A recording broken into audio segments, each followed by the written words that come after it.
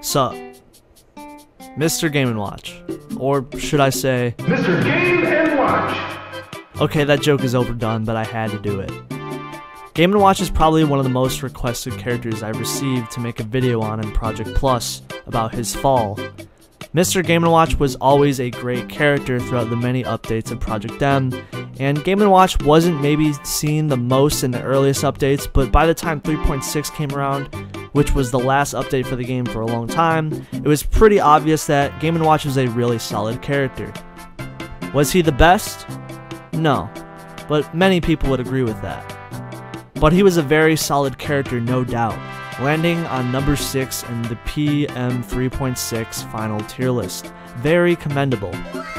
But why are we covering Game & Watch? And the great reason for that is because Game & Watch got gutted in Project Plus. And that isn't just an understatement, or cap. Even myself, a non-Game & Watch player, noticed the nerfs day one after launch. I do feel bad for those Game & Watch mains, but I will go over the nerfs in this video later on.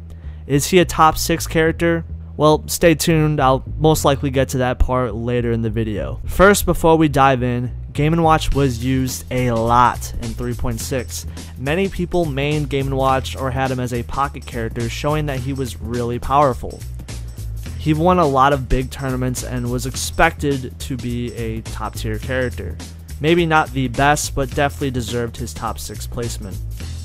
Although Project M's meta is very close and all the characters are viable for tournament, most of the top tiers in Project M, especially in 3.6, have a real clear characteristic that has them there in the top tier for a reason. He was one of the most popular and common characters to see in the meta, showing that there was a reason to using him. But again, was he the best? No, he wasn't. But a lot of players found him to be annoying to fight against, and that can be for many reasons, whether it's his aerials having extremely long-lasting hitboxes that were pretty safe in general because they led into his amazing grabs. His grabs, which overall were great and led into his combo game, which was also amazing during the 3.6 days. And if you land a grab with Game & Watch, he has a multitude of options out of his grabs that are extremely strong. Some would say Game & Watch had the best combo game in the entire cast. And of course he had his 9. He almost... Oh my god! And it was a really good combo ender if RNG was on your side. But overall, one of the changes Mr. Game & Watch was given when he was even developed as a concept in the early PM updates was giving him strong, long-lasting hitboxes. It was supposed to be one of his quirks, you know, because he's a quirky man, I guess. He was also one of the best characters in the game to deal with crouch cancel, and that partly had to do with this move, his down tilt. Probably the most spammed and meme move in his entire moveset, and it's because this move can pretty much do anything.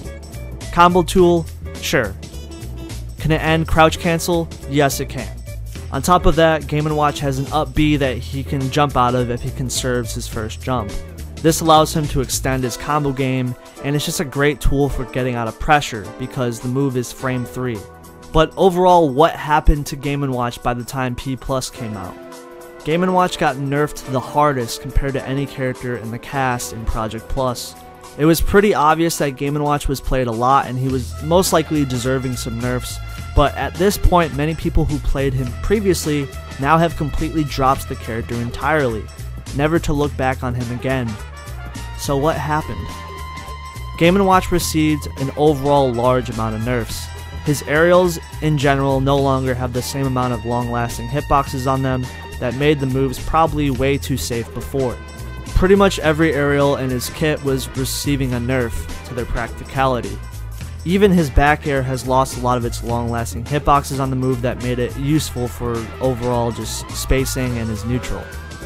One of his strongest tools, that being in his overall combo game, has also been toned down significantly. Combos like up throw and up B into gnar are pretty much way harder to link into now. What used to be a very bread and butter combo for Game & Watch now is extremely easy to DI out of, making the combo way less practical to actually land. Down tilt, you ask? Nerfed. No longer has the same amount of disjoint that it previously had in the move. Also, it no longer stops crouch cancel anymore at any percent. Down tilt doesn't really stop crouch cancel until roughly 50 to 60% now. Back air also doesn't really stop crouch cancel that well either. He's also lost a lot of his KO power that he previously had in 3.6. His forward tilt that was actually able to act out of very quickly, yeah, that was nerfed too. Bacon, you ask? You only get one piece of bacon per jump this time. And fun fact, bacon was actually changed many times throughout Project M, and I wouldn't be surprised if the dev team changed it again. Bucket breaking, you ask?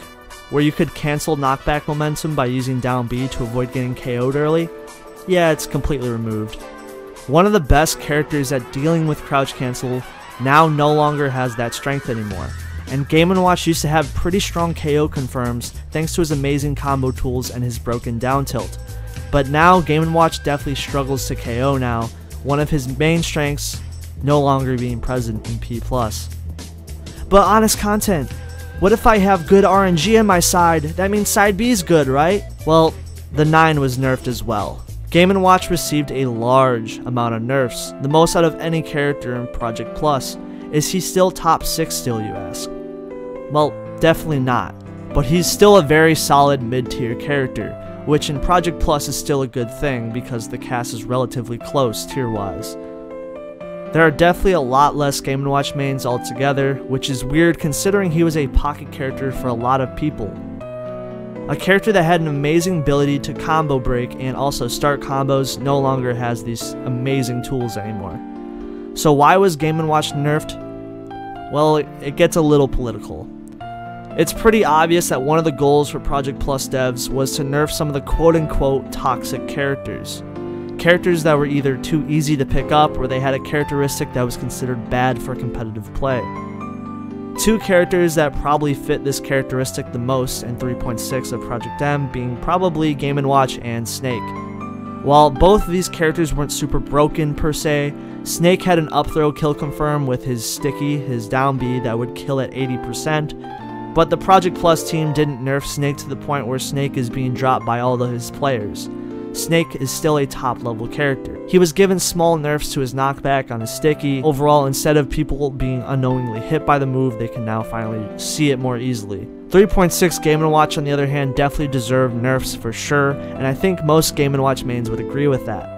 The biggest question though now is, did he deserve every single nerf that he received? And that's the real question. So let me ask this: Is Game Watch how good is Game Watch like mid tier now or something? Instead of, I heard he got nerfed hard.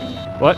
That's one of those that's like, we still don't know. We haven't had enough tournaments with the new patch. A lot of Game & Watch players think that it's just not worth playing Game & Watch anymore. Okay, so he's over nerfed. The truth is he's just over nerfed. Probably. Well, what they think is that like even if he's still decent, other characters do his game plan but better. Yeah, so he was over nerfed. I think that he's still just like a solid mid tier. Solid mid. In this game, mid and low is the lowest you go. So. I don't, okay, what I'm saying... Think about it. That's an over nerf to me, dude. Mr.Game & Watch is no longer the best at comboing or breaking crouch cancel or even having amazing KO power. It's going to be up to the Game & Watch mains if they want to continue playing this character, or if there's going to be a point where Game & Watch players just drop him and pick someone else. It might also hurt new Game & Watch players that might have been interested in the character before, and maybe they'll just pick another character instead. He still is a solid mid-tier character, and there are still a couple die-hard Game & Watch mains out there still playing the character. So, shoutouts to them.